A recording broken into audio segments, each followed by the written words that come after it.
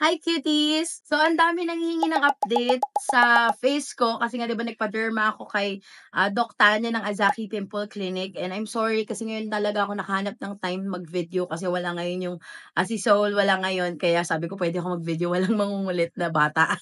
Ayan, ito na yung face update ko. As in kagigising ko lang, wala pa akong nilalagay na kahit ano, ni hindi pa ako naghilamos para accurate yung comparison. Kasi yung picture na meron ako, yung sinend ko kay Doc Tanya nung first consultation ko sa kanya is gano'n din, bagong gising ako, hindi pa ako naghilamos. So, para talaga ma-compare niya yung skin ko nung before ako mag-consult and ngayon. So, nakakahiya, pero sige papakita ko sa inyo yung skin ko nung nagpa-consult ako kay Doc Tanya. So, ito siya. Ayan, ayan, dami, ang pangit ng texture, sobrang oily, as in super oily, grabe. Yun yung ano ng skin ko nun. And ito na ngayon yung skin ko. Papakita ko yung picture na tinake ko just now. Ayan. So, ngayon lang din yan as in kagigising ko lang, so yung face ko hindi na siya oily. Dati talaga parang pwede ka magprito ng itlog sa mukha ko paggising.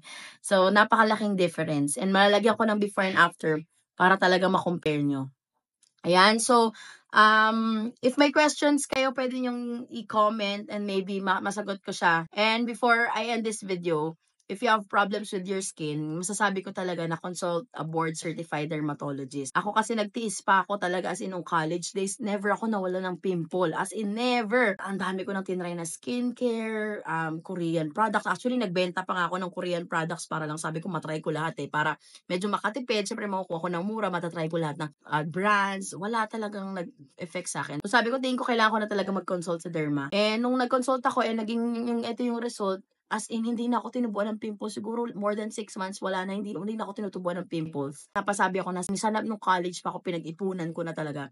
Tapos nag-consult na talaga ako. Kasi sobra yung confidence na ano niya sa'yo pag wala kang pimples. Kasi dati kapag may kausap ako, feeling ko nakatingin lang sa mga pimples ko.